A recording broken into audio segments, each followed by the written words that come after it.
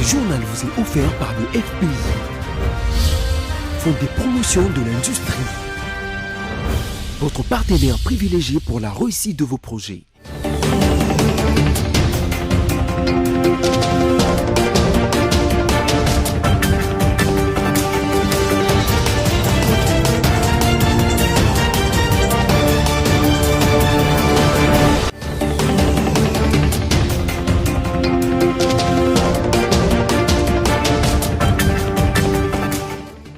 Vous faites bien de nous choisir pour vous informer, mesdames, messieurs, voici le sommaire.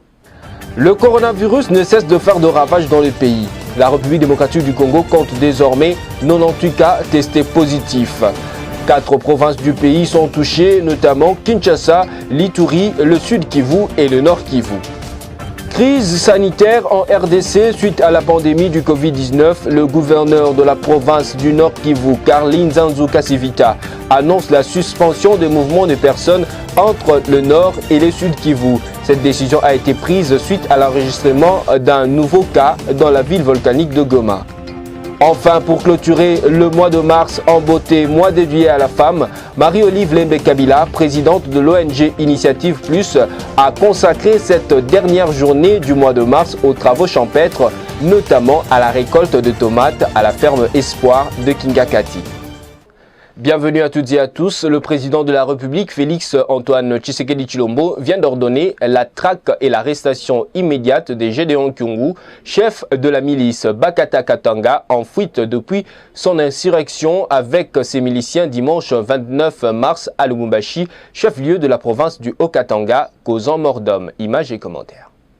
En sa qualité de commandant suprême des forces armées et de la police nationale, le président de la République, Félix Antoine Tshisekedi Tshilombo, vient d'ordonner la traque et l'arrestation immédiate de Gédéon Kyungu, chef de la milice Bakata Katanga, en fuite après sa tentative insurrectionnelle manquée le dimanche à Lubumbashi, chef-lieu de la province du Haut-Katanga.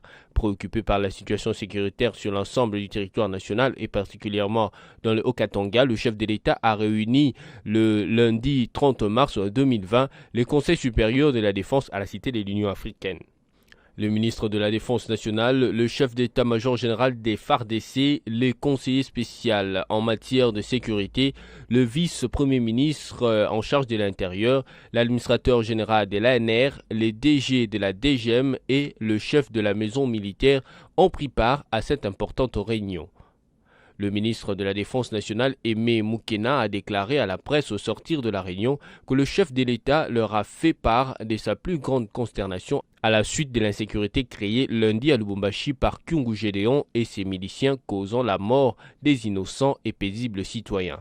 Le ministre de la Défense nationale a indiqué par ailleurs que le président de la République a également déploré le désordre créé lundi à Kinshasa par les adeptes des Nemwanantsemi, chef de la secte mystico-religieuse Bundu Diamayala.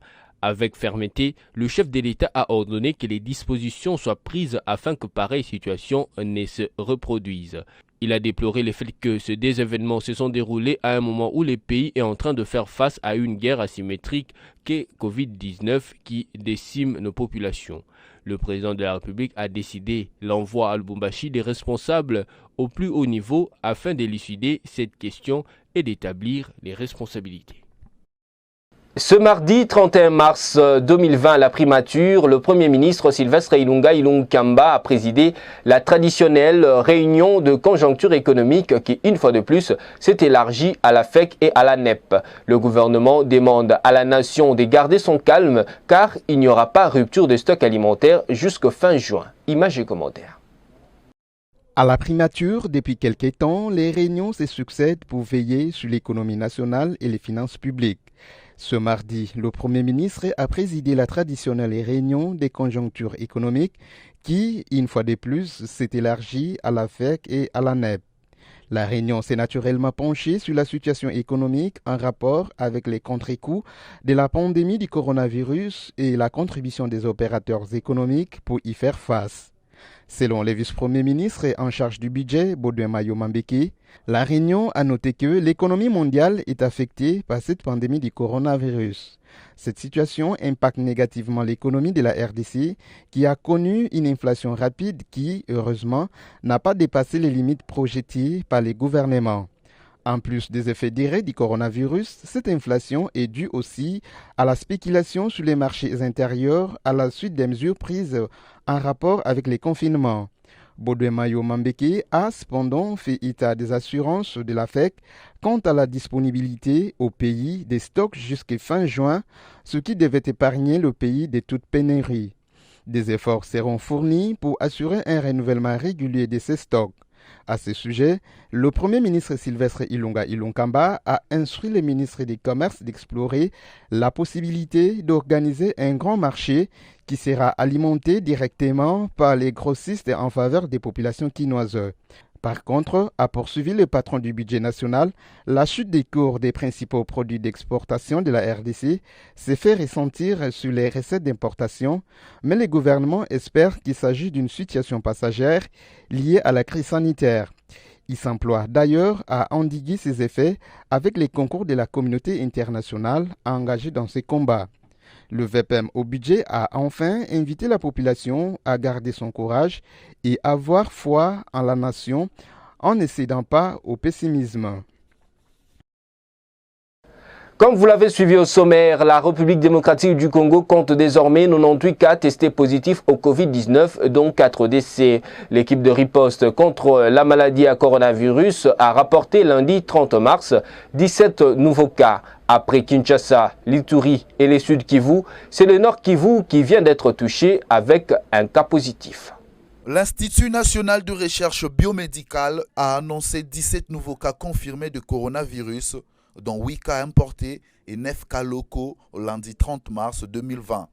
Ce qui porte le cumul total des cas testés positifs à 98, dont 8 décès et 3 personnes guéries. Parmi les 17 cas, 16 enregistrés dans la capitale congolaise et un premier cas détecté dans le Nord Kivu qui vient s'ajouter à la liste des provinces infectées derrière l'Ituri et les Sud Kivu comme indiqué dans le 7e bulletin du comité multisectoriel de la riposte contre la pandémie. Rappelons que le lundi 30 mars, le chef de l'État, Félix Tshisekedi, a réuni autour de lui le comité stratégique élargi pour lutter contre cette pandémie. Débutée samedi dernier sous sa direction, cette réunion portait notamment sur la cohérence de la riposte et l'éventualité des nouvelles mesures de confinement, particulièrement pour la ville de Kinshasa. Le professeur Jean-Jacques Mouyembe a par ailleurs annoncé que les équipes de riposte chargées des alertes sont en pleine réorganisation et a promis de donner, dans les cas échéants, les plus amples informations sur les patients guéris du Covid-19 en RDC. La sensibilisation, encore la sensibilisation, c'est le seul moyen pour faire comprendre aux Congolais que le coronavirus est réel. À Kinshasa, par exemple, une catégorie de la population doute encore de l'existence de cette maladie et continue à vivre comme si de rien n'était. Suivez.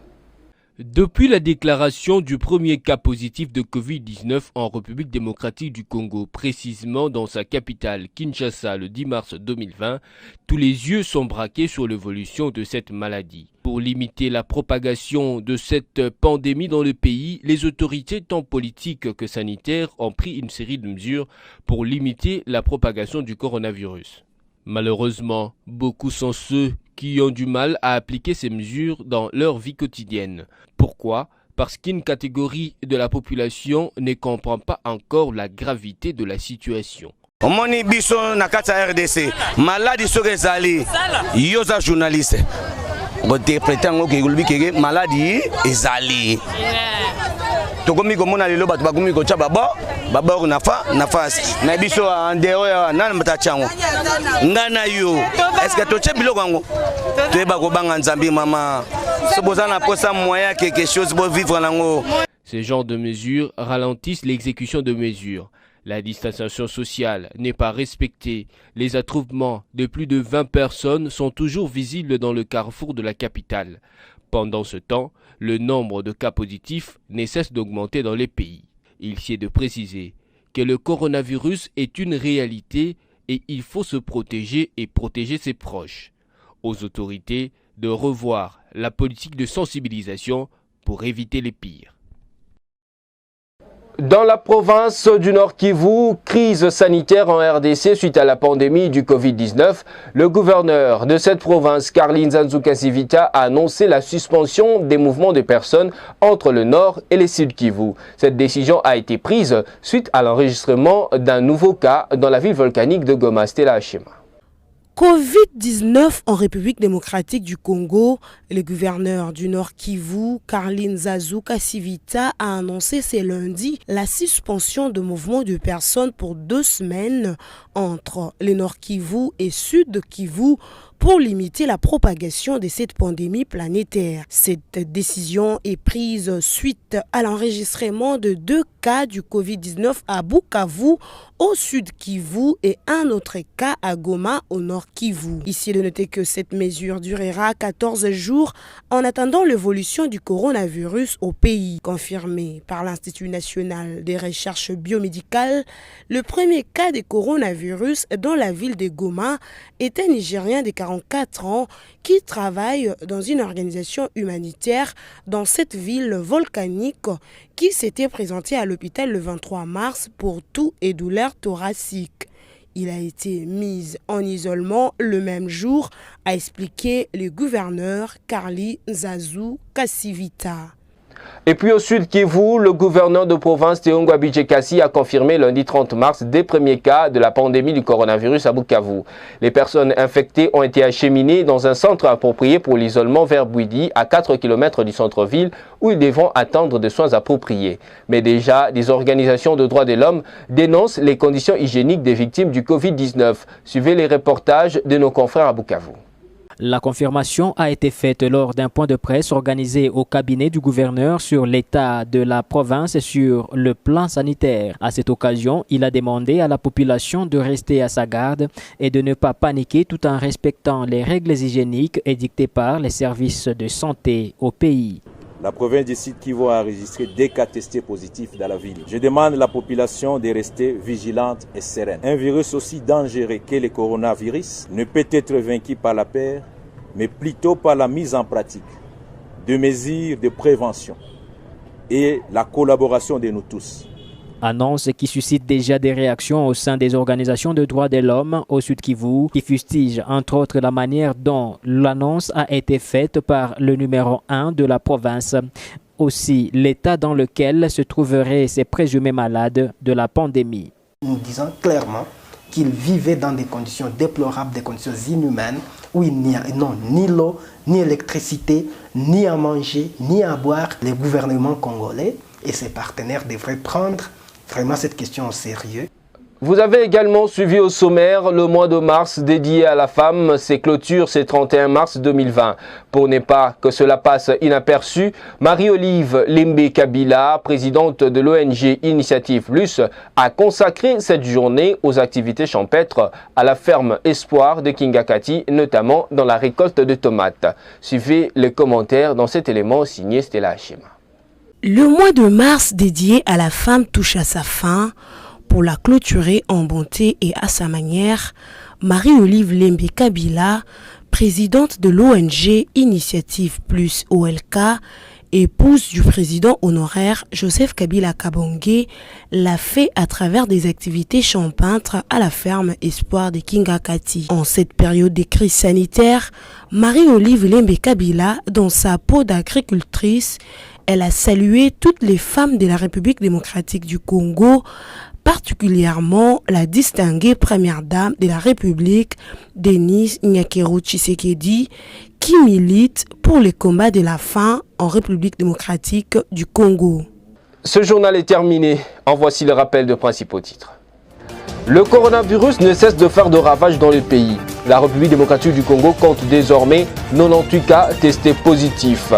4 provinces du pays sont touchées, notamment Kinshasa, l'Ituri, le Sud Kivu et le Nord Kivu.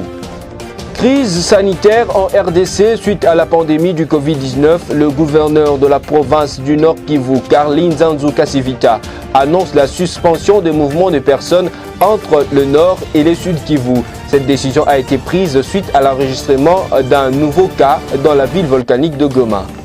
Enfin, pour clôturer le mois de mars en beauté, mois dédié à la femme, Marie-Olive Lembe-Kabila, présidente de l'ONG Initiative Plus, a consacré cette dernière journée du mois de mars aux travaux champêtres, notamment à la récolte de tomates à la ferme Espoir de Kingakati.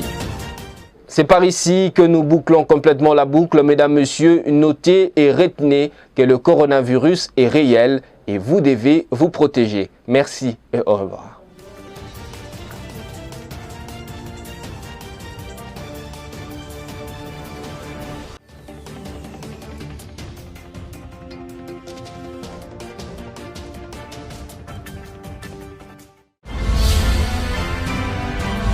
Ce journal vous a été offert par le FPI, Fonds des promotions de l'industrie, votre partenaire privilégié pour la réussite de vos projets.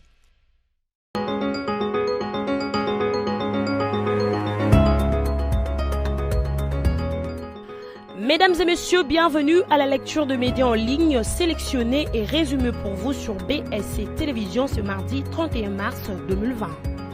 Ouvrons cette revue de presse avec les sites d'information actualité.cd qui titre à sa une Kinshasa non retenu pour recevoir le malade de Covid-19, l'hôpital Mamayemo doté d'un dispositif de tri de malades avant d'y accéder. L'hôpital général de référence de Kinshasa, ex-Mamayemo, n'a pas été choisi par le gouvernement pour recevoir le malade à coronavirus.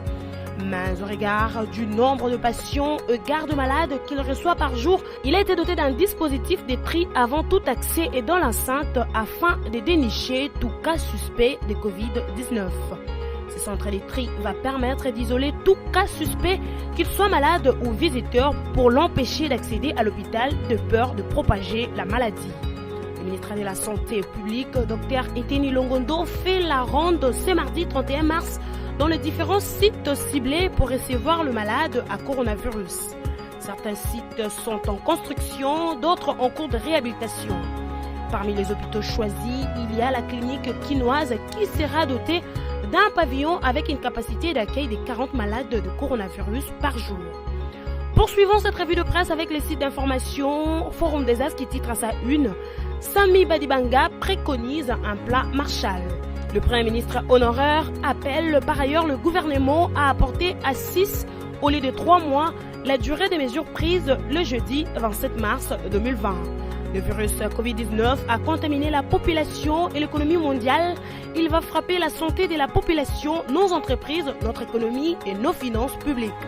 Il faut impérativement venir au secours des entreprises menacées par la paralysie de leurs activités en leur facilitant d'importer le biens alimentaires de première nécessité, les intrants et le produit pharmaceutique, ainsi que les équipements médicaux. L'objectif est d'assurer le maintien des emplois et le bien de la population par une baisse notable de prix de biens de première nécessité sur le marché, a déclaré Sami Badibanga à la presse. Bouclons cette revue de presse avec Radio Okapi qui titre à sa une Chopo, le maire de Kisangani, insiste sur le respect des mesures de protection contre le coronavirus. Le maire de Kisangani, Jean-Louis Alasso, a insisté lundi 30 mars sur le respect des mesures de protection contre la propagation du Covid-19 dans son entité. Il a rappelé aux bourgmestres et chefs de secteur de Lubuya-Bera, aux détenteurs de boutiques et magasins, ainsi qu'aux transporteurs de personnes, le respect de l'application des mesures annoncées par le chef de l'État et répercutées par le gouverneur de la province. Jean-Louis Alasso annonce également que les amendes seront imposées à ceux qui violeront les dispositions en vigueur en matière de protection contre le Covid-19. Dans son message, le maire de la ville de Kisangani trace une ligne de conduite aux bourgmestres et aux chefs de secteur de Lubuya-Bera. Il demande aux détenteurs de boutiques et magasins de placer ces systèmes devant leurs portes et d'exiger à leurs clients d'en faire usage avant d'accéder à leur boutique. Cette revue de presse est terminée. Merci à vous de l'avoir suivie.